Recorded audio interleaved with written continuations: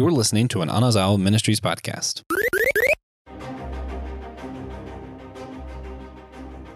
Why don't our franchise characters ever stay dead? Was Superman really a Christ figure? And was Jesus' death really a sacrifice if he knew he was going to be able to defeat death?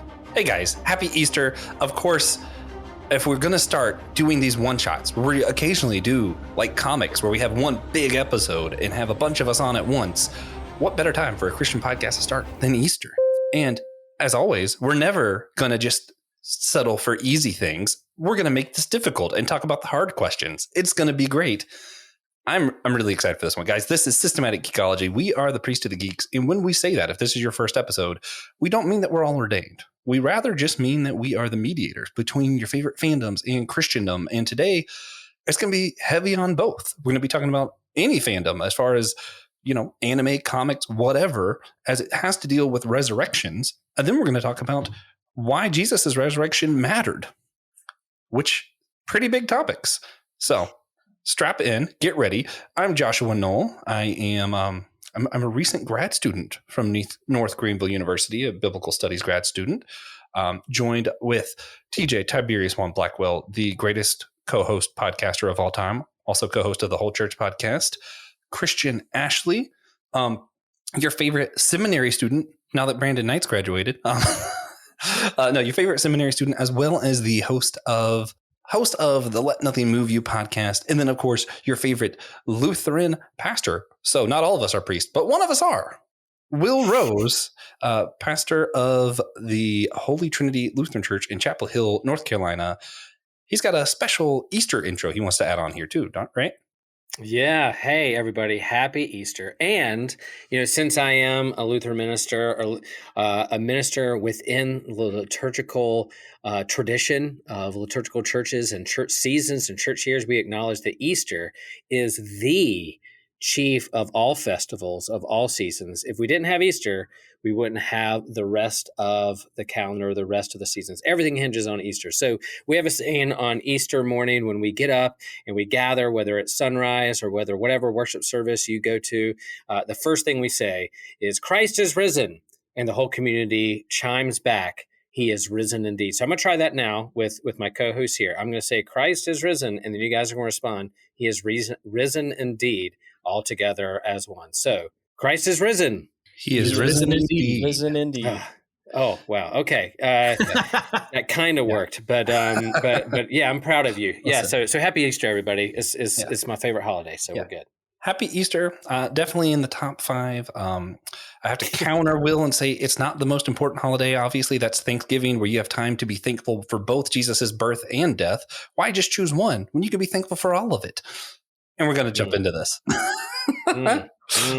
Listen. If we're going to do a holiday special, I got to talk about the greatest holiday, naturally. We're going to jump into this. We would not have the Eucharist, which is great for Thanksgiving, if it was not for Easter. So, what came first, the chicken or the Easter egg? We don't, All I know is what perfected it. I can be thankful for the Eucharist too. There we go. Thanksgiving. Boom. All holidays can fall into. We're off to a great start. Guys, we're gonna jump into the actual topic. We're talking about resurrections. If you've been a part of any fandom at all, probably I can think of a couple of exceptions. Weirdly enough, I think One Piece might be an exception. Maybe if you've been part of any fandom at all, you know that characters have a tendency to not stay dead. Like they kind of always come back to life and seem to never age in comic books for some reason. So we're going to talk about it. We're going to talk about our favorite characters who have died and come back and why those resurrections mattered, what those stories were, what they're trying to say. Then we're going to talk about Jesus later on, save the best for last, I guess. So let's start with, let's go around first and just kind of say, as far as things go, what interests you most when we're talking about resurrections? Just really quick, TJ. What a question. The fact that they're back usually is what interests me the most, and the why. Yeah. And I how. think the why is a big thing. Yeah. I remember the end of Sherlock season 2. We all knew he came back, like he didn't die, but none of us knew how he didn't die. And that was like a big thing, was the how. Yeah. Christian. For me, it's what now after that resurrection? Yeah. I mean, when I was writing my fourth book, which is entitled Resurrection Life, it's the character who comes back to life. Like, what does this mean for me? I was dead, and now what am I supposed to do with the life I have now? So, like, what can that character do that they couldn't do before, or what do they have to do the same? Yeah. That's that's a big one for the Jesus topic too. It's interesting how often we tend to just be like, all right, he came back. Isn't that cool? Will. Yeah, I tend to think about like the difference between resuscitation and resurrection. So there are those who have been dead and have been brought back. Think Lazarus, think comic book heroes, think your favorite character in a soap opera. All of a sudden they show back up and you're like, how did that happen? And so you think, but they're going to die again. They're going to go to the grave at least at some point. They're still mortal, right? They still have finitude to deal with. But when we think of like resurrection, there's a whole different theological layer when it comes to what happened to Jesus, who we claim to be the Christ. So he was resurrected, never to die again, never to go through that again, back to the Godhead, the Trinity, those kinds of things. So when I talk about these things, you're like, yeah, there are certain characters who die and stay dead, and then there's those who die and then come back, but will they ever die again? Are they immortal? Are they God? Are they divine? Like those kind of distinctions I tend to think about. So even when that big character reveal on the last page of a comic book of a villain or a hero that, oh my gosh, I thought they were dead, they're back, what happened? We know at some point they're not immortal per se. They're still beatable, they're still fallible, but then what it is about also that sets Christ's resurrection apart from, that defeated death, or no longer allows death to have its sting or hold or have the final word on my life in the future. So those are the things I like to play around with and think about when I think about kind of the topic of resurrection. Yeah. And I mean, that's it's definitely something we're gonna talk about as we go forward. You have some characters that don't stay dead. Deadpool, I mean, does he really ever die? But first, I think we should start with the most difficult characters to talk about when we're talking about resurrection on Easter, and everybody expects us to talk about a bunch of characters and compare them to Jesus. Instead, let's start with our villains that come back to life. I think the most notorious, fun one is one I want TJ to talk about. TJ, you want to mention Darth Maul, perhaps? Man, I thought you were leading into Palpatine because you like Rise of Skywalker. I don't like Rise of Skywalker. I only like The Last Jedi. Oh gosh. But I love Darth Maul, and so it's complicated because he didn't really die. Yeah. Apparently. Yeah. Once we found that out, he was no longer dead. He was resuscitated. Yeah. But yeah, man, what a resuscitation it was. Yeah. I know that one was particularly meaningful to you though, right? Like just because he's cool, or yeah, just because he's cool. Yeah. Favorite and I know, character. and we've talked before more about that character, but that's just the one that sticks out in my mind the most, outside of one I'm going to talk about in a second that maybe not everybody knows. We'll see. But let's go Will next. Will, do you know of a villain that came back to life that you want to talk about and uplift that you found interesting? Yeah, I'll go the Palpatine route because I not interesting that I was like super happy with it. That's my favorite thing, but like the whole sequel trilogy of Star Wars. As much as I love Star Wars, there's moments that are peak Star Wars that I love a lot. But man, there are a lot of missteps too, in the sense of like, what story are you trying to tell, or try to surprise the audience with, or to go down the road of like, oh man, I can't believe it. And that part of our reason that we're like, oh no, I can't believe it, is because like, we don't want to believe it. Could you have done something else cooler than that, or something, rather than going all the way back? I mean, I kind of get it. I don't hate the Rise of Skywalker like a lot of fandom does. There are parts I really like, and I see what they're trying to do and kind of course correct. But the whole Palpatine thing, playing around with that whole idea, going all the way back to his conversation with Anakin at that opera about having control over death, or being immortal. That it seems like even in our culture, we wrestle with death, that we hide it away in funeral homes, or we don't face it. We like to do everything we can to escape it, or hide from it, or deny it, but it's inevitable to everybody. So that's interesting to me. And then I'll also say, like, talk about a villain. Like I love the zombie driven. zombie genre in a sense that, man, talk about villains who are coming back from the dead or coming after you. Man, that freaks me out. I don't like that at all. All right. Well, Will listed a few million characters just then, so I think it's Christian. Yeah. Christian, do you have any villains that have come back from the dead? I've got two. You wanna? Okay. I'll do my primary might allow one first. Maybe Yes. I'll allow to. We'll see. I always cheat. So the first one that came to mind, it was actually the one I'll talk about second. But when I did more digging into this, I remembered something I'd forgotten about in the Justice League Unlimited series, where eventually Luthor is leading the Secret Society of Villains, or whatever they called it, the Injustice Society, I think. And they are going to try and resurrect Brainiac because Luthor wants that god power that he got from that. But he tricks Tala and is going to sacrifice her as part of this ritual, and out of spite, because if you'll remember, back where Brainiac died, another villain died. And that villain is the one she resurrects, and that's Darkseid. Mm. And he comes back with a vengeance. And to the point where they're all debating their moral codes of like, can we kill this man for good? Like Superman gives his great impassioned speech about the world of cardboard that he has to deal with. It is one of the best moments in the DCAU because of that. And it wouldn't have happened if he hadn't been brought back to life. All right. Okay. I guess I'll let you do the second one then. Thank you. And my second one is from a movie literally entitled Resurrection F. And that would be Frieza coming back to life after being brought back by the Dragon Balls. And his just power as a villain remains over time as the best Dragon Ball has to offer. And it's because, like, we'll get to the fans why they wanted them back later on when we discuss that question. But his presence comes back, and he's learned because he never trained before this moment. And losing to Goku, dying, and then dying to Future Trunks causes him to train for the first time in his life, and he comes back as a threat. Mm-hmm. And then later on, briefly, he's brought back again to fight in the Tournament of Power, and brought back permanently this time around. So, and some recent things have happened in the manga that suggest he may be even stronger than before. And Cooler and King Cold. It's a family thing. They all come back. Okay. All right. A lot of that was like Latin to me. I understood some of the words. Dominate. Yeah. Which is the fun with these one shots, because I'm like, I don't have to know all of these. Yeah. You got to bring up something I wouldn't have brought up. I don't know if you guys would have brought this up or not, but the one that stands out the most to me personally, of course, we're going to go to Middle Earth, Sauron, who's defeated a few different times. Yeah. He is, which I guess I can do two for Middle Earth then, since you did too.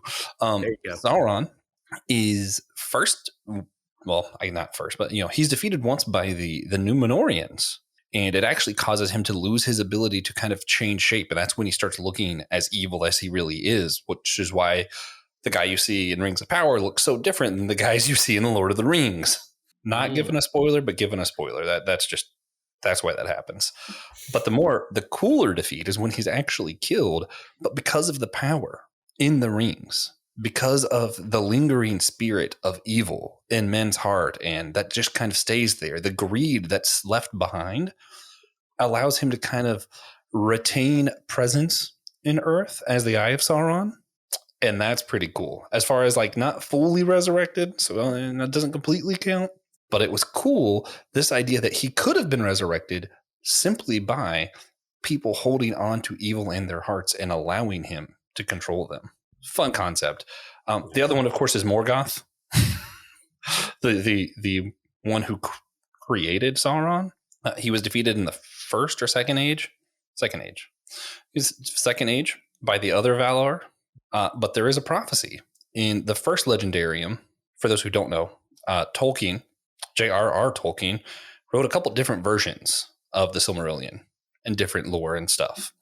Some of it his son took out or replaced or decided didn't really count, which is why I'm not a huge fan of his son, but leave that alone.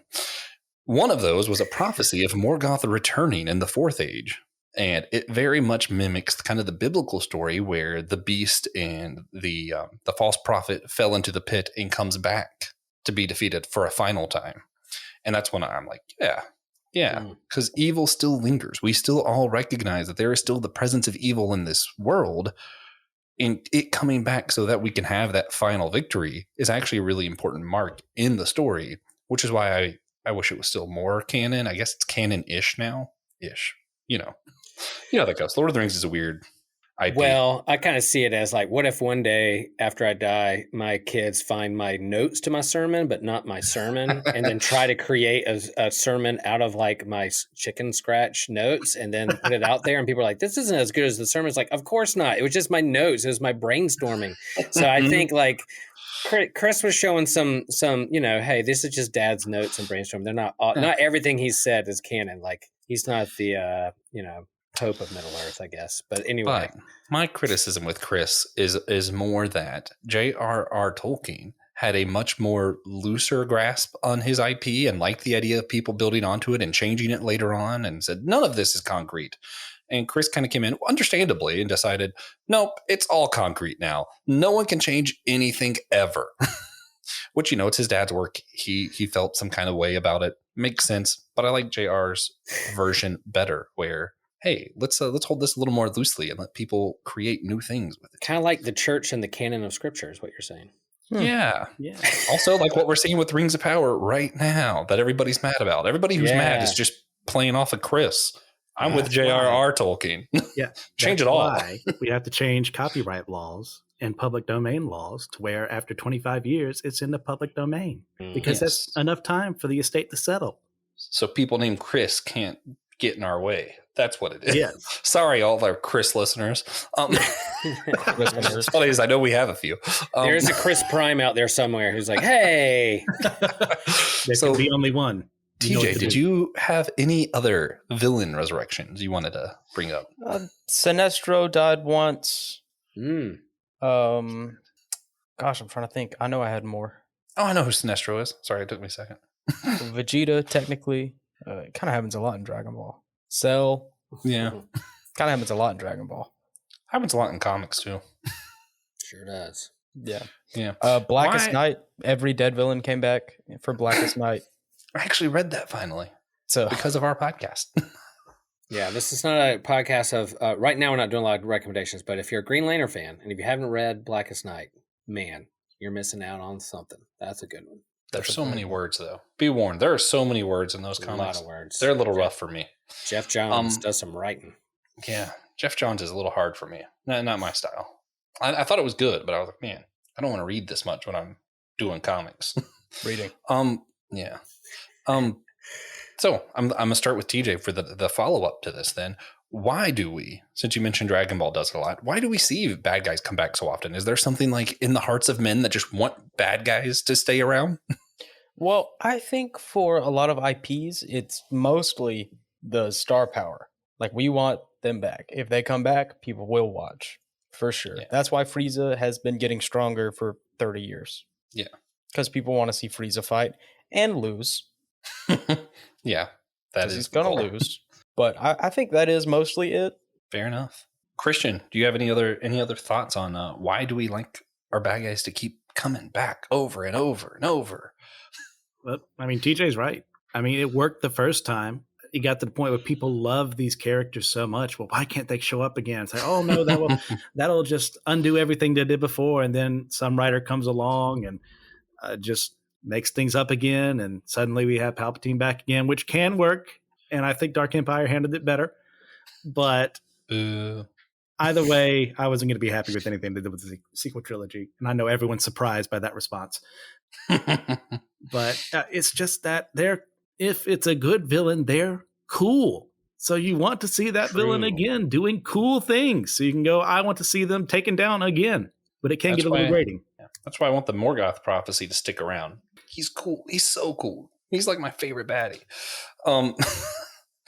Yeah, no, I agree. I mean, for all except for I like 2/3 of the sequel trilogy. I agree with 1/3 of your statement about that. Oh my gosh. Will, did you have any more thoughts on this, or are we all just gonna agree that it's because they're cool? Well, I think a hero is only as good as their villain or defeating their villain. So that kind of rogues gallery villain, if there's a favorite villain, what's going to challenge your hero? And you got the top, 3 of each hero's rogue gallery. You want to see them come back. That's why, Batman. All right, we want to see a good Joker. They get defeated, sent away, killed off, or put in prison. They're eventually going to come back because they're going to level up. This is their chief villain. So they come back only because it's challenging the heroes, and we want to see character growth in our heroes.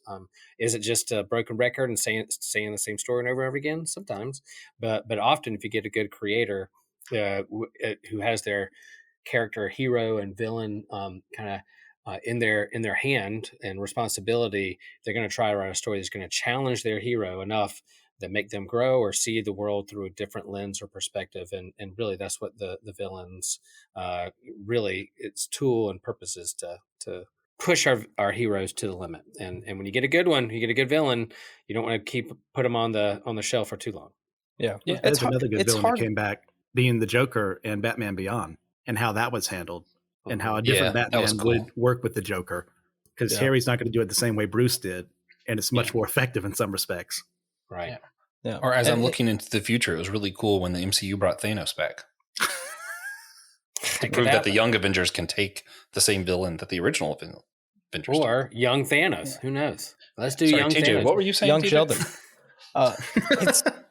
It's really hard to write a good villain. So when you get one, that's true. You got to keep them around. That's one thing I will criticize the MCU about. They're too quick to kill good bad guys. Killmonger needs to still be there, man. Another one that actually really bothered me that is a good villain resurrection story, in my opinion. Maybe Resuscitate. I think it could go either way on this one because there's a few different versions of the story. But for those who don't know, the MCU changed Captain America coming back. In all the comic book versions, Red Skull comes back with him. They're either both trapped in the cube or they're both frozen, which is what makes it compelling that they both come back together, because it's kind of we're bringing back this hero, but was it worth the stakes of bringing back Red Skull? And that's always one of the coolest storylines to kind of see, because do we love our heroes as much or more than we hate our villains? That's always a fun one to think about for me. I love Captain America's, but I'm going to talk about that a little bit more when I do a little rant. I'm planned a rant for this, guys. But we're going to be able to share about our favorite heroes that came back. Our favorite heroes. Well, yeah, that's what I was about to say. Okay, so it's a little bit easier to talk about when heroes come back. That also happens very, very commonly in comic books. Maybe Dragon Ball as well. TJ, I'm sure will let us know. Our protagonists have a tendency to also raise from the dead. TJ, why don't you start us off this time? You have any heroes that you want to talk about that came back from the dead? Goku, Krillin, Yamcha, Tien, Vegeta, Piccolo, Gohan. Wait, did you list Vegeta in both? Yes. Okay. I don't know anything about the IP, but I assume that's funny. It makes sense, and in the same arc too. Yeah. Okay. But yeah, every character in Dragon Ball has died, I'm pretty sure. Great. And that's like part of the whole thing is like, they're just going to come back when we get the Dragon Balls. Yeah. But I want to talk about Kite from Hunter x Hunter. Okay. What is Hunter x Hunter? I'm not familiar with this IP. Hunter x Hunter is excellent, written by the same guy who wrote Yu Yu Hakusho and manga. Yeah. And it's just amazing. It's about a young boy whose father abandoned him, sorta. And it's hard to explain. There's a group of people called the Hunters, and they don't really hunt anything, but they can. It's basically just you can get a license to do literally anything and just be really good at that. Yeah. But it's cool. It's shonen, so wait, so how's he come back? What's that story about? Kite is Gon is our main character. Jing is Gon's dad. Jing abandoned Gon, found Kite. He was Kite's mentor. Kite finds Gon, and he becomes Gon's mentor. If you're with me. Sort of. Okay. Kite dies in what is currently not the penultimate arc. That's crazy. 2 arcs ago. The Chimera Ant arc, one of the best arcs in manga, in my opinion. Right. Kite dies and is reborn as a Chimera Ant instead of a human. It's really interesting twist on the concept of a resurrection, because he comes back as something that is technically a villain. And something that killed him. And, the thing that killed him was a Chimera Ant. Is it sort of like Red Hood? Where like he comes back, but he's a little bit more villainish now? No. Or is he Oh, okay. reincarnated into a different entity? So that you have resuscitation, you have resurrection, you have reincarnation, It's where kind you of like a come mix of back as both. something else. Gotcha. He's kind of like redigested into another entity. Digested. It's Okay, weird. yeah. It's hard to I'm explain. just gonna say, yeah. That sounds awesome. sounds like one of the things I need to follow along. You know, speaking of he said hunter a lot during all that, and it just reminded me, Christian, stop me if I'm taking this away from you, but it's an ongoing joke but go in for it. Supernatural that the heroes just came back to life too many times, to the point that there's a character who is Death. One of the Deaths decided that they just got so irritated with these guys coming back that their entire mission is just to not let them come back. Like, I'm not going to kill you, but next time you die, you're not coming back. I'm tired of this. It was just an ongoing joke. It was hilarious. Yeah, and in the seasons where it's eventually they go way beyond where they should have ended the season 5. It's later discovered that the reason Death they come back all the time, other than for the apocalypse part, is because they have plot armor directly gifted by God. Yeah, I liked the last couple seasons, but there was like between 5 and like the last 3 or 4, I was like, why? I still enjoyed it because you got a lot more of Crowley and Cass then, and I liked the characters, but the plot was not great.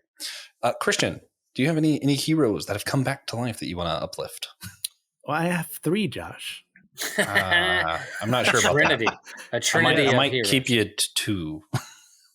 Let's see. Well, 2 of them are very closely related, so I'll talk about them as fine. a kind of a unit. And they're do not 3 who then. you would expect me to bring up, other than if you know who I really like. Now, my first one is actually going to be Buffy Summers from Buffy the Vampire Slayer. And in the 5th season, Buffy sacrifices herself to make sure her sister, who isn't actually her sister but becomes her sister, is able to live a normal life. Yeah. She's dead, good and gone. Now, Buffy is the Vampire Slayer. That means her job is to fight vampires primarily. But the group of her friends, known as the Scooby Gang, they can't do a job without her. So they find a way to bring her back to life. And come to find out, they took her away from heaven, which brings up its own can of worms with Josh Whedon's idea of theology. Is it horribly messed up? But it's an interesting concept for, like, if there was someone who believed in Christ, would God allow them to come back to life to be resurrected by someone, which I think is something to be talked about. Obviously, in Buffy, for those who are very familiar with it, not very Christian based, but it's an interesting idea. That is fascinating. How would you answer that? I mean, it would depend on if God thought that they needed to be here back again outside of paradise to do more work to bring glory to him, would be how I would answer that. Yeah. I definitely don't think God's bringing them back. Like Lazarus. Yeah, there you go. Yeah. I definitely don't think God's bringing them back if he thinks there's a chance that they would fall into sin or something. Like he's not bringing them back unless he's like, okay, I know I got you. Go do this and you'll be back here. No time. Don't worry about it. I like that idea though, being on a secret mission though. Like I was like, hey, that's fun. I'm going to equip you to head on back because you have another mission. And there's that weird passage. I think it's in Matthew where like the graves are on Easter morning shake and people see people who are once dead walking around, like walking around. Yeah, there's zombies, but like, you know, what's their story? Do they keep living? Are they immortal? Or are they still here now today? Like hanging out just like as a secret society? I think there's a good story or movie there that we can do. And a friend of mine has a good idea about that. So man, let's write that story. Let's write that story, Lee. Let's do it. I wrote a short story about one person during that time who ran into a spouse that came back. Ooh. So that was I wrote that back in like high school, so it's probably not great, but I'll probably put it on the website anyway, just for fun, kicks and giggles. Christian, yes. You said you had more. Yes, I'm going to give you a chance. Are related by marriage, and I'm whole church rules 10 seconds or less. Nope. I would talk as much as I want. This is my show now. My first one is that there was an old saying back in the day, you know, you don't bring back Uncle Ben, Jason Todd, Gwen Stacy, and Bucky Barnes. Now, out of those, only one of those has remained permanently dead. And that's the one I'm going to be talking about, who had a mini resurrection in The Amazing Spider-Man 500, where after Doctor Strange has helped Spider-Man with something, he is given about a couple of minutes to speak with Uncle Ben. And it was a very powerful story of Peter talking to him, letting him know he's Spider-Man, all the good things that he's done, and Uncle Ben encouraging him, like, keep fighting the good fight. That was an excellent story for the 500th issue. I really love that. Now I go to my negative one, which involves Aunt May. This is the second time she's been brought back to life, would be during the events of One More Day. After the events of Civil War, where Spider-Man reveals his identity to the world, the Kingpin hires an assassin to kill him. She gets hit instead, and it comes to find out, even with all the super geniuses and sorcerers in the Marvel Universe, no one can solve a simple bullet wound. So Spider-Man has to sell his marriage to the Marvel analog to the devil. Otherwise, this old woman will die. And I say that loving Aunt May as a character. But what we got as a result, I've been very upset about for 15 plus years. I liked the initial story, but it definitely spinned into like weirdness where I stopped reading. Since you talked about partial resurrection, that kind of reminds me of Harry Potter. Well, not Harry Potter himself. I was thinking about his parents, but Harry Potter himself also did resurrect, but that's too obvious for us to talk about here, right? Like, that's basically just the Jesus story.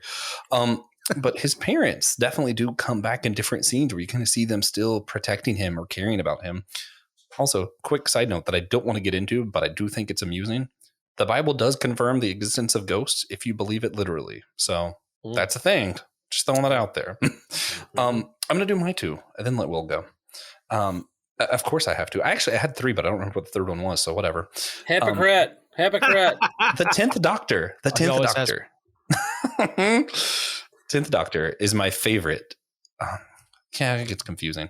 My favorite, I guess technically regeneration story, but this also gets to the question we want to talk about a little bit later on of, does it still count as sacrifice if you know you can beat death?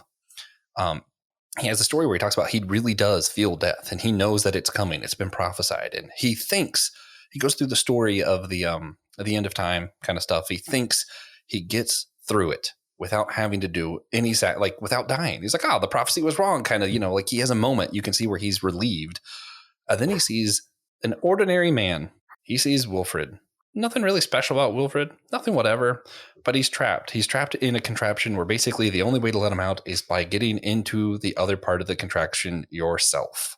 And the Doctor sacrifices himself, experiences death for the sake of one ordinary man.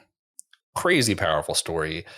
The way that David Tennant expresses the emotions, it's truly moving. It's all about sacrifice for the good of one other person.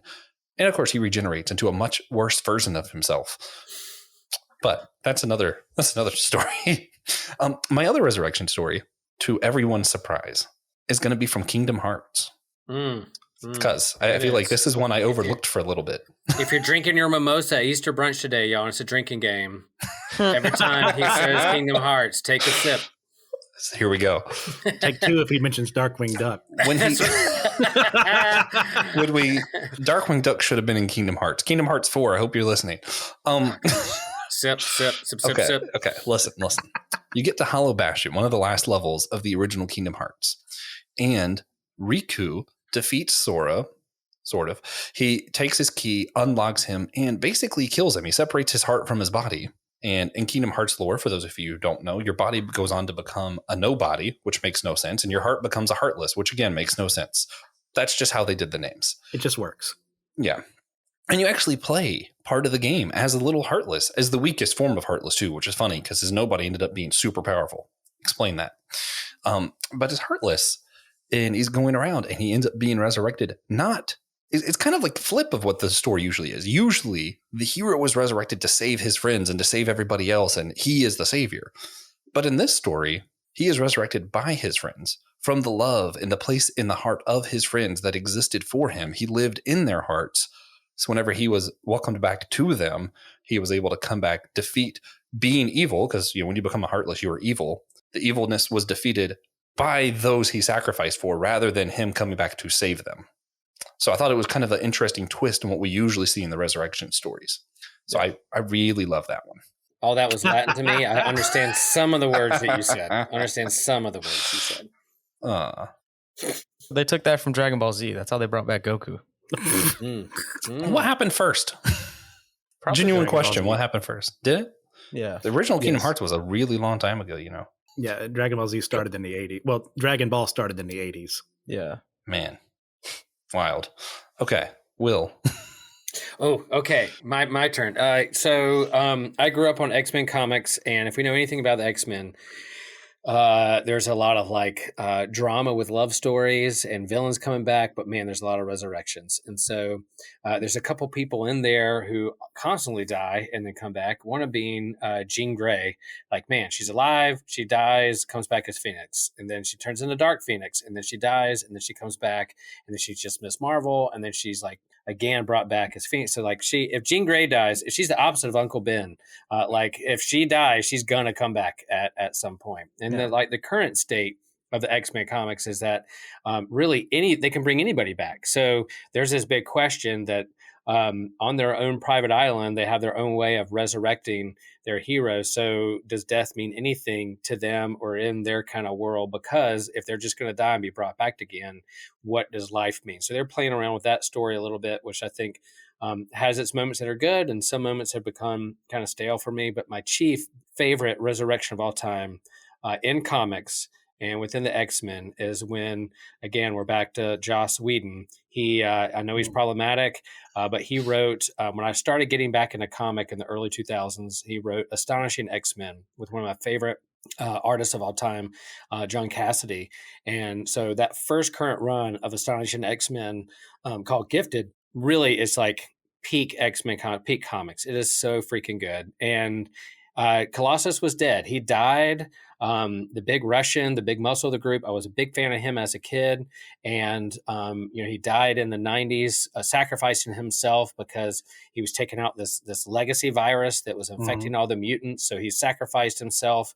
And so he's been dead for a long time. And when I started reading comics again, there's like a couple page of these panels of art that are my favorite panels in all of comics is when they brought Colossus back. The storyline is that there's rumors that the scientists have found a cure to the mutant gene, and so they're wrestling with should I be cured or not? What should happen? They're going to investigate, and so Kitty Pryde, Peter's longtime girlfriend, is investigating the basement of this research science facility, and as she goes through, she's being shot at by guns, and behind her you hear like a clank, and then there's this big one-page silent panel of Colossus standing there looking out, and it's him, and he runs to the people who are shooting at her, and it just phases right through her because she can phase thing, and then she doesn't say a word. She just puts her hand on her heart like, oh my gosh, he's back. It is gorgeous. I get goosebumps thinking about it. It is fantastic. So bringing Colossus back, one of my favorite X-Men in Astonishing X-Men episode, issue 4, and Gifted is by far one of my favorite comic books of all time. I forget which universe it is. It might be the Ultimate Universe, but there is a universe where on Marvel's website, this is super random of me. For some reason, Colossus's speed stat is higher than Quicksilver's. Blows my mind. Well, he was always the muscle of the group, and even though he's Russian, he's a big brute, but he's also like got a kind heart, and he's a painter, he's an artist, and a romantic, and so I always found him appealing. That like not only is he like the muscle of the group, but he also like way into art and is a romantic and all those things. So I was kind of disappointed that they had killed Colossus off, but then when Joss brought him back in that incredible way, it was. Read that graphic novel, y'all. It is the pacing, nice. The characters is just awesome. Yeah. Legs are muscles too, Josh. But also, fair. You mentioned M Comics. That was enough for me. But then Josh just said Quicksilver. So in House of M, Quicksilver dies, and Wanda just changes it, just resurrects him. She says no more mutants, and that House of M is another. Great. I thought it was a great crossover there when I started getting back into comics again in the early 2000s, and her saying no more mutants, and then like killing off folks, but then bringing people back and her having that power. Yeah, that's a whole different thing of regeneration, reincarnation, resuscitation, and resurrection. A lot of rewords there, but all have distinction, similarities, but also differences between them. Yeah. Well, so you touched on it. Christian touched on it. When we talked about Supernatural, we touched on it. Supernatural does an interesting take, too, of part of why one of the deaths didn't want to let them come back anymore is because death is what gives meaning to life. I always thought that was an interesting take because, if life isn't finite, well, the value does change. That makes sense. I mean, that's when, think about Deadpool, the X-Men coming back over and over, that kind of thing. And it reminded me of something some of my friends have said who are atheist or agnostic, where they understand Christ had to die for our sins. You had to pay the penalty. They don't get why he had to come back. Is it really a sacrifice if he knows he's going to come back? Like, whoop-de-doo, you died. You knew you were going to be back in 3 days. Will, how would you answer that? Let's go to the pastor first. Oh, okay. Yeah. I think the show The Good Place played around with that too, that like what makes life meaningful, good show, or deep, is so good, is death. Now Christians have a different take. That's more of a kind of a Buddhist take on life and death. But I think for Christians, I think there is a different thing, of a different aspect, again, like I said earlier, of resuscitation, reincarnation, dying again, and resurrection defeating death itself. And so for me, like, it's not just that it loses an impact if Jesus knew he was coming back. It's this whole like a new creation is birthed in Christ himself, where the rest of the firstborn of a new creation, where the rest of creation is going to follow in his wake and his path to a new chapter and a new life. And I think that is what he's drawing us into with the resurrection.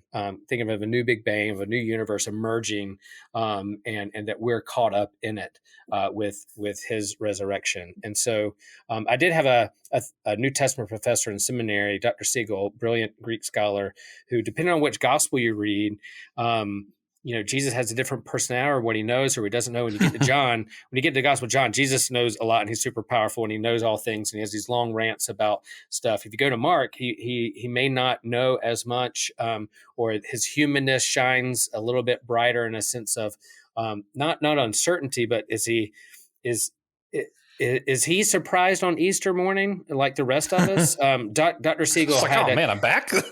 Yeah. It was kind of like he thought himself as, if he was human, really human, 100% human, then there was this aspect of like finite to his own knowing things or living his life. And so perhaps, speculation, the scriptures don't write that out, but maybe on Easter morning, he's like, whoa, I am back. So that whole sacrifice of like going to the cross, not knowing if that's the final end or not, or if he is defeated, or if he's a failure, that whole, my God, why have you forsaken me bit, that there is a sense of like, oh man, this is it. But then on Easter, oh wow, I'm back. So Dr. Siegel played around with that a little bit, that helped me see Christ in a different way. And it does, I think all the gospels, they don't necessarily disagree with each other, but there's a different take, and they can all hang out in the same room together, these different perspectives on what Christ knew or didn't, and what the crucifixion and resurrection means for the future. So I think it was a real death, and it was a real resurrection. And then because of that, I have the hope that death doesn't have the final word in my life or in my loved ones' lives because of his resurrection. So that's what I would say.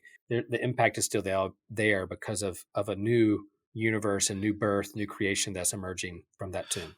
So basically, you're combining why Superman resurrected and why Sora came back in Kingdom Hearts. Like it's both. Yeah, he came back to save us, but also we're kind of a part in that. Part of the new life that's come back. Like, we can't have new life unless he also has new life. Yeah, 100%. I don't understand the Kingdom Hearts reference one bit, but I do understand the Star Wars reference. I mean, the Superman reference. I think that's what it is. It's like just as all of creation was caught up with what happened at the beginning on day one in Genesis. There's an eighth day, or a new day one, when it comes to Easter morning, that then emerge and evolves, that we're caught up in as well. All right. TJ, what do you think? Is it still really should it still be called a sacrifice if you know you're going to come back? Well, it's complicated. I mean, yeah. Don't elaborate. Keep it there. Thus the question. That's the answer. That's honest. All right. Christian, did you want to respond to any of this? I think your view of the Gospels might be a little bit more coherent as maybe Will and I's. I'm trying to think of the right word. I feel like You calling your coherent's not minds it. muddled? I feel like we hold more of these are different authors who didn't necessarily have the same thing in mind, but we can get to a truth through that. Whereas I believe you take more, all of the Gospels are literal and work together kind of thing. That's fair. Is that? I okay. mean, for the original question, I mean, I would ask those same people, okay, look, I'm going to give you everything you've ever wanted. Your family's going to be okay. All your friends are going to be okay. But what has to happen is I need to torture you relentlessly. I need to whip you. I need to make you suffer. I need to make you carry this cross, and you're going to die painfully. Now, you're going to be back in 3 days. How many people say yes to that? Yeah. I will tell you, I mean, in my weakness, my answer is no. I mean, there are some days I might say yes, but even knowing, like, it's a guarantee, like, no genie messing with you right here, like, it's going to happen if I do these things to you. Mm. I don't know if I can say yes every day, but Jesus, even Jesus, when he's there at the garden, just praying to God, like, if it's possible, take this cup of suffering away from me. He didn't want to die, and even knowing what's going to happen, all the good things as a result, because it's going to suck to get there. True. And yeah, that's how I see it. It's like, even knowing the result, going through that pain doesn't make it any easier. Yeah. Yeah, going back to kind of that eighth day of creation analogy that the church has lifted up in the past, that it's like this new beginning. We've had 7, stages of creation, and then where we are now, we continue to grow and expand and evolve. This eighth day of a new start with Jesus, I think, is the matter. And I think, sometimes I think we do think of like the cross or the passion of Christ as like this violent act that God had to do, but it's really like I see it like this, that God is in solidarity with humanity in our brokenness, so that a new creation can emerge from that. And I think it is captured if I challenge our listeners to go back and read Psalm 22. That it starts off with my God, why have you forsaken me?" And it's almost like this allusion and metaphor and prophetic nature of the actual passion of Christ, but it ends with this verse of that even the dust in the ground will be raised and praise the Lord. That Jesus on the cross, as he's an authentic question, God, where are you? He's also like singing his favorite hymn from the Psalms, knowing that the last word is new life and resurrection. And I think that's powerful, that even on the cross, in his suffering and the questions he's wrestling with, he has this hope that as God has been faithful in the past, God is going to be faithful in the future. And even those in the dust who have died are going to raise and praise the Lord. So sorry to preach here on Easter. I've probably already preached. As you're listening to this, I've already preached my Easter one. But I go back to Psalm 22 all the time. Read that and reflect on Christ's mission, his passion, and also like the hope of all creation of a new day and a new start and a new creation emerging from his resurrection. Well, I'm going to be annoying and go back again to what Christian was saying with the suffering and all of that. It also gets into something that's mentioned in both the Apostles' Creed and the Athanasian Creed. I'm getting creedal on everybody today. Jesus is harrowing to hell. Did Jesus go to hell to get the keys kind of deal? Did he defeat hell? I mean, that's something that personally I believe. And that's where, I think it's less that he suffered and less about the fact that he sacrificed it, more about the fact that, no, he had to go there so that we didn't have to and defeat it. And there was only one way to do that. And that's sort of, getting to the lore of the Bible, I guess, sort of deal. But that's sort of, that's how I'm viewing a lot of that through kind of that lens. And that's why I brought the doctor up earlier, is that was one of those moments that really stuck with me, that made me understand Jesus' sacrifice better, was that he said, no, I still feel death. I still experience it. I don't want to go, as the doctor says. Right. And that's what I imagine now, and I know that's like silly and crazy, whatever, but that emotion is what I'm thinking about when I'm thinking of Jesus on the cross, that I don't want to go, but he knows he has to. Christian. But it also shows his great faithfulness to God in that moment of submission and doing what no one else would probably do in the same way. And that boggles the mind to see Jesus in that situation, even knowing what's going to happen.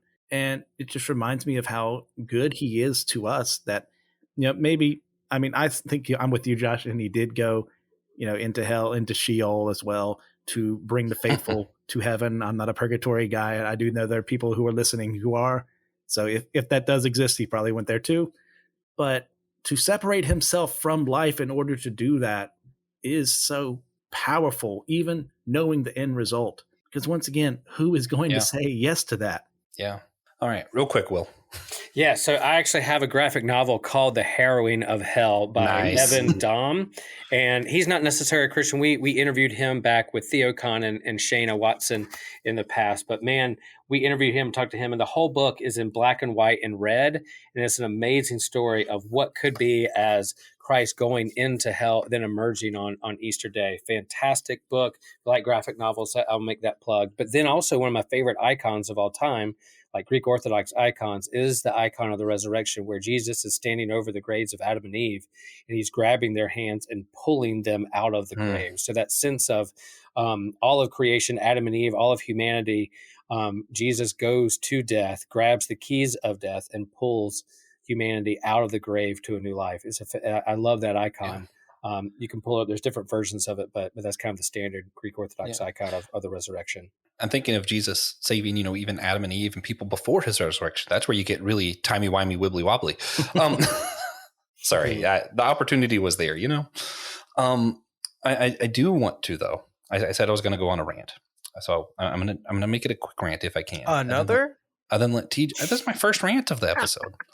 And let TJ speak in response first, because I'm kind of interested on everybody's take. But I'll start there. And it's basically that the Christ figure language that we use. A lot of times when we're talking about this kind of stuff, you're talking about Superman. He died and he came back. Oh, see, he was a Christ figure. Or who else? I mean, the name Captain America gets named one. Lots of people get named the Christ figure. First, I want to say, from my understanding, this Christ figure is actually just more a literary term at this point than anything. It's more of this is just a trope that happens in literature, happens a lot in comics. So we're not saying that this necessarily makes them a Jesus type person. So this is where it gets fun. I think since Superman was created by Hebrew believers, I think he was more likely to be a Joseph, figure, or maybe a Moses figure kind of deal. I would argue Daniel figure real quick. All of these, I would say, are Christ figures in several different ways. When you're thinking of like Daniel or Joseph might be easier. He gets thrown into the pit. He comes back up and he ends up saving everybody. And it is kind of, to me, it's supposed to be kind of a picture of what's going to happen with the Messiah. Now, I don't think the original author intended that or meant that. But just like C.S. Lewis writes of a lot of the Psalms that we talk about around Easter, like what Will was talking about, C.S. Lewis says, a lot of these psalmists had an original truth, but it had a deeper truth that they didn't even know about. And that's what I think is true when you look at the Joseph story, the Daniel story, especially, when he goes to the lion pit, it comes back. Or when the only time that you don't have Daniel's name written in one of the stories of the first 6 chapters of Daniel is with the story where Shadrach, Meshach, and Abednego go into the furnace and there's a 4th man. Why is that the only chapter Daniel's not mentioned? Who is the 4th man? It's the same thing. Daniel is a picture of the Messiah that will one day come. Again, I don't think the original author meant that, but I think that was the deeper truth that's there. So when I think about Superman, I don't think they were trying to write a Christ figure, but I do think there was something there that's a deeper truth than the author originally intended. That's sort of my rant. That's my whole rant, is that Superman, though he might not have been intended to be a Christ figure, maybe he was a Daniel figure or a Joseph figure. Those are also Christ figures, though. That's my take. How would you respond to that, TJ? Sure, sounds good to me. That's why I love TJ. All right, guys. Well, thank you for listening to Systematic Geek. All right, Christian, do you have anything you want to add or respond to that? I mean, most definitely when Superman first shows up on a scene, he is a Moses figure. He's got the Moses story of being sent away by his parents to somewhere safer where hopefully he can be raised by good and caring people. I've never really thought of him as like a Daniel figure, so I'll have to think about that later on. And Joseph, I kind of see as well. Now that you mention it, but definitely Moses would be my priority. And obviously he's not intended primarily as a Christ figure from his beginning, being written by two Jews. Now, later on, unfortunately, what you get with comics is, and sometimes to its good, sometimes to its evil, is you get new writers. And new writers are going to write whatever they want. And the original doesn't matter to them. So Superman has become, and I like how you put it, the literary trope of a Christ figure along the way. But that was not his original intent. Yeah. Which also, fun thing, when we're talking about the Gospels, or maybe just the whole New Testament, I'm not sure if it's directly in the Gospels for both of these, but Christ is both called the new Moses and the new Adam at different points. So yeah, again, original authors might not have intended that, but there was a deeper truth there. Will, final words on this. I'll agree with Christian that I think Superman was originally written as that Moses figure, put in a basket, sent down the river to a new land, a new people, and then kind of a fish out of water and trying to find his new identity, see himself as I'm an alien in a new world kind of thing. What does that mean?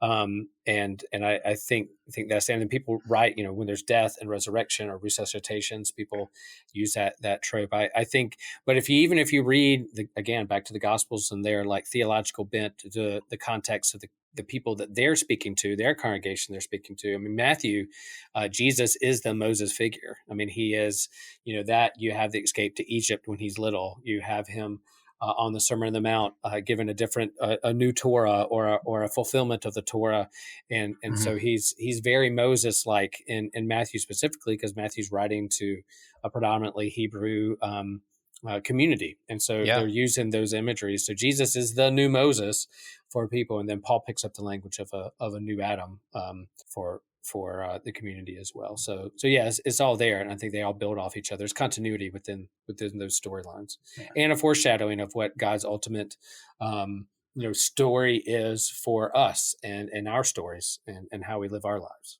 See, that's why I let the pastor go last this time. He knows the Bible a little bit better than some of us. I have like this, for those of you who are Adventure Time fans, I forget what the one character is called, but he has approximate knowledge of all things. So he gets everybody's name almost correctly, almost guesses where people are hiding. That's sort of how I am with the Bible. I have approximate knowledge of a lot of the Bible. I have my moments with that too. Don't worry. Like, I know that Paul or one of the Gospels or somebody in this side of the Bible said this. Yeah. For those of you who want to know, in real life, if we're talking outside the Bible, just all things, that's actually TJ in real life. He does have approximate knowledge of all things. It's pretty odd. I'll say that or not. Yeah. Thankfully, approximate is a big word. Yeah, it is. So the last question I want to end on here is a big one for me personally. Reza Aslan is a religious scholar, someone I really enjoy reading his work. He, as his own religion, he is Muslim, but he does secular religion work, if that makes sense. Like he studies it unbiased as he can, but he does lay out his own story so that you do kind of know. And he writes this book called Zealot about Jesus. A lot of good, a lot I don't love in it. There's a lot there. I definitely recommend it to anybody who's willing to be challenged and wants to understand more of what's going on in that time period better. But what's interesting is from a secular point of view, just doing the religion work, trying to go through what was Jesus' story, he gets to that resurrection bit. And what's funny is if you go through any serious historian of religion or of Middle Eastern times, you kind of get this thing of, no, there is a guy who definitely was named Jesus, and they definitely did kill him, and it definitely was suggested that he was resurrected. How do we make sense of this? And the thing that Reza Aslan points out that's really interesting is there was tons of people who did the same miracles that are talked about in the Gospels that Jesus did. There were tons of people who were going around calling themselves Messiah, who had similar birth stories to what you see in Matthew. There were tons of Messiahs, air quotes. And yet, what made this Jesus guy different is he was the first one to claim to resurrect himself. And that's where the rubber hits the road kind of deal. That's what makes Jesus significant. But I guess my question is more of is that the only thing that makes Jesus the only Messiah we remember? It's just that he claimed to resurrect? Is there other things that make Jesus unique from, a more, if we're going to try to put our atheist hats on or our hats of like questioning things outside of just the fact that we do believe this, what else makes Jesus unique other than just, other people call themselves Messiah? Is it just the resurrection? I think actually being the Messiah did help. Personally? Yeah. I mean, yeah. Fair enough. TJ has a hat. That's. I could drop. Could you tell everybody what your hat says? The hat says "Make Advent Great Again." Yeah. Yeah. Let's make Easter great again. Fair enough. Christian. Outside the fact that, we believe he was the Messiah and he claimed to resurrect, was there anything else that made Jesus special compared to the other Messiahs? Well, how could I possibly follow that up? It's because he did what he said. There have been plenty of figures across time and space who have said, I'm going to come back to life. I'm going to come again. Jesus is the only one who has actually done that. And you have plenty of people, plenty of great scholars, some who started Christians, some who started atheists, some who started agnostics, so on and so forth, who have gone back. We've had lawyers go back and look. We've had criminal investigators, policemen, FBI agents look at the resurrection of Jesus and say, is this story factually true? And most of them are going to walk away with yes, because it's consistent, because there are things like the disciples being emboldened after his death when they are a bunch of losers who never would have done this without a hope in their lives. I mean, we can talk about that all day, but it's because he did what he said he would do. Yeah. So I'm gonna add a couple things before it, because I feel like Will needs to be the final hit on this. There's so much that's just unique about the thing. So being a Doctor Who fan, I do believe in set points in time, and I think there's a sip. Oh, I was trying to figure out, what's he doing? That wasn't one of them. That wasn't one. I didn't say Kingdom Hearts yet. It was or Darkwing Duck. No. So I believe there are some things that are set points in time. And I think that there was intentionality when Jesus came into our world. We have the Roman Empire that just completely stomps out any rebellion that tries to rise up, that well documents everything that happens, and that's the best torturers of all time. And that's when God decides to come down to earth and manifest himself. And that's where, even if, you're not going to believe he is the Messiah, what makes him different is it was a lot more well documented thanks to the Romans. And there's this huge question of there's an empty tomb. There is the cross that was put there by the Romans. There's all these things put by the Romans. They could have easily stomped out this new movement, and they didn't. There's no logical reason why they wouldn't have. And I think that is the biggest, history is kind of on the side of this guy being different. Yeah. Yeah. And then I forget what my other one was, so I'm going to let it go. Will.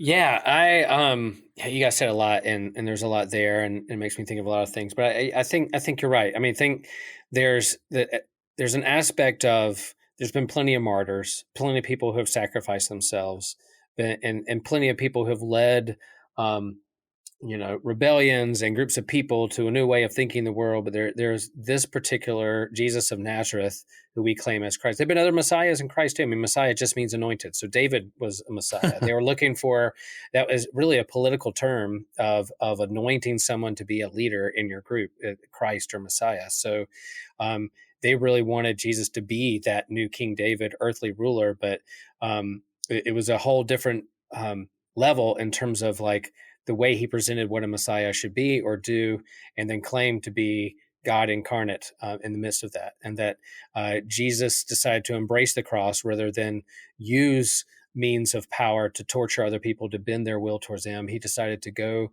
to the cross for us too. That there's a difference of the love of power and the power of love. And he embodied, incarnated what love meant. I think of every Monday, Thursday, we read the passage of Jesus washing the disciples' feet and him saying, new commandment I give you, that you love one another. I'm like, hey, what do you mean a new commandment? There's been a lot of leaders who said love one another.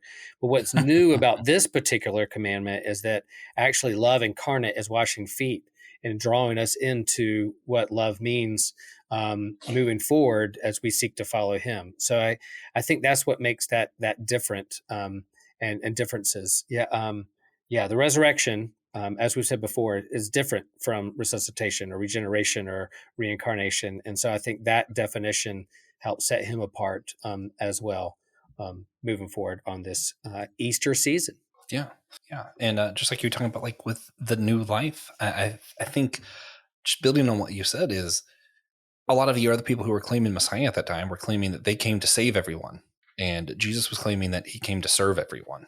And I think that's a huge thing when we talk about what that new life means and choosing to be alive in Christ means that we're not choosing to save people. Our job isn't to go out there and save everybody. Our job isn't out there to, be conquerors. We're not king. Our job, is to serve. And I think that's why I like Easter a lot more than Good Friday. Good Friday is a good day, but Easter is when life comes back. Yeah. TJ, any final words? No. With that, How we're could I gonna possibly? we're gonna go to the wrap up for our first one shot. It was a little bit longer than our regular episode, not that much longer. It might not even be our longest episode. I'm not sure. In the future, I'm sure some of our one shots will be longer.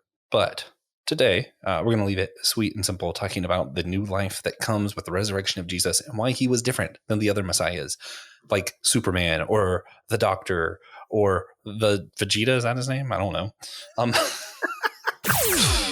I do want to start with recommendations. I'm going to be specific with everybody. We gave a lot today. What is your one recommendation for people to follow a resurrection story in a fandom?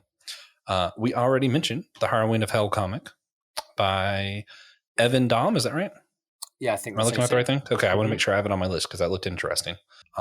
Naturally, I'm going to go with the 10th Doctor, The End of Time. It is a 2-parter. You don't need a lot of context other than just know who the Doctor is. And powerful story. Great times. TJ, did you have a resurrection story you'd like to recommend to everybody? You can't say the Bible. The Gospel of Luke. Do you think, Matthew, do you think isekais count? That's reincarnation for the most part. I guess. I'll count it. I'll allow it.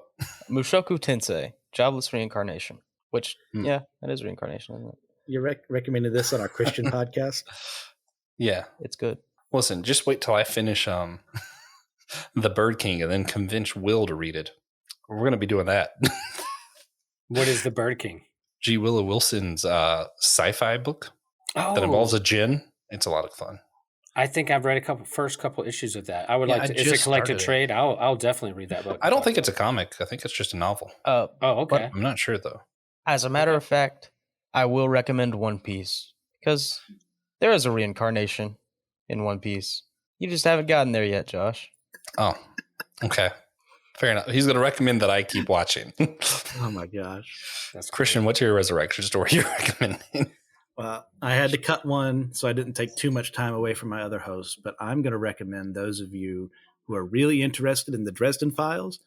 I'm not going to spoil who it is, but there is a resurrection that happens, I believe, in the 12th or 13th book of a major character that their loss, their being dead in the first place, impacts the world tremendously.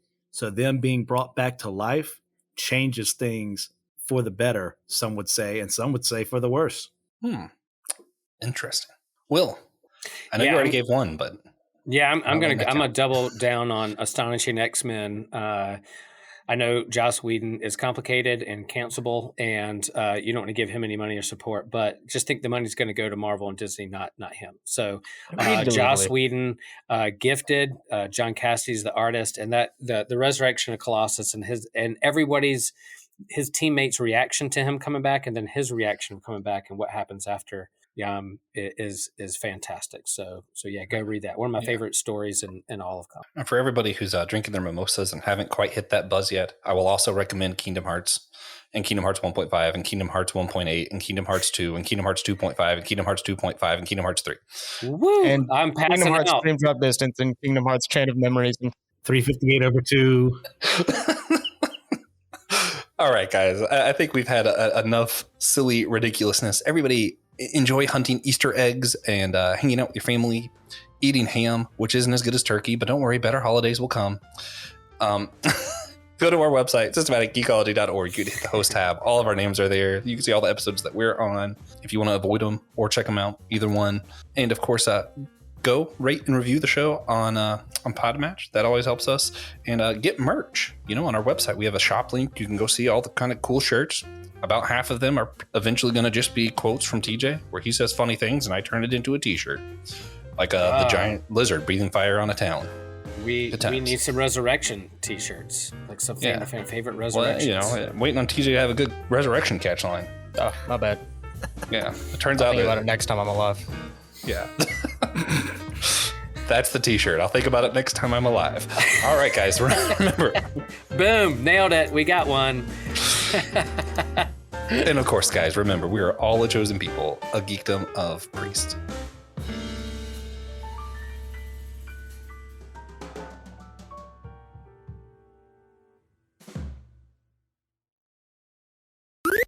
This was an Anazao Ministries podcast. If you enjoyed this show and would like to learn more about our network, be sure to check out the Anazao Ministries podcast network.